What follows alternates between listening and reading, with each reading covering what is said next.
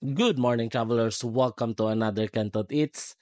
Yes, naa pa sila o ginalinyahan pagyapon sila ang Puto Bongbong de Cebu dinhi sa Rodelsa Circle sa Rotonda sa CDO.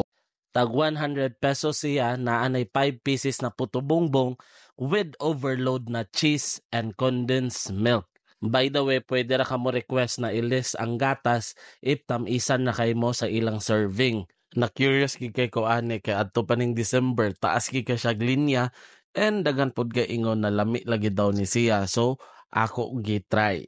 Mag-honest review ta. So far lamian rami 6 mi kabuk nagtilaw, lamian rami sa timpla, okayhan rami sa lasa and naapoy medyo tamisan ra kaayo siya.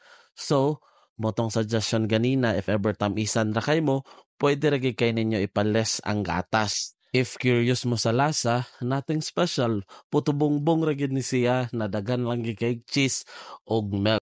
Medyo pasado sa ako ang timpla pero if ever kung magdaghan kag kaon medyo bidli na gid kay siya. Worth the hype ra ba? Para sa ako, oo. Okay ra gid kaayo siya.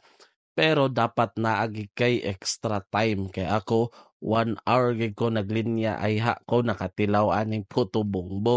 Medyo paspas na ba sila daghan gaingon compare sa una kay daghan na pud sila staff ga-assist ni sa pagluto and daghan na pud sila steamer na ginagamit. Madugay lang yug ka kung wala kay kahag. Sana all bitaw if ever kung gusto mo try dapat naagid mo patient kay medyo taas gid ang linya makahurot gid siya og oras.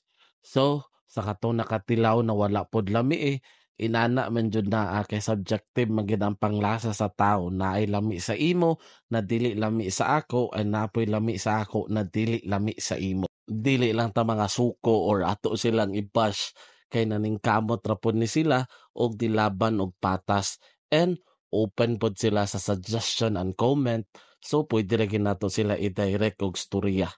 Hangtod sa sunod na Kentot Eats, kita kits travelers.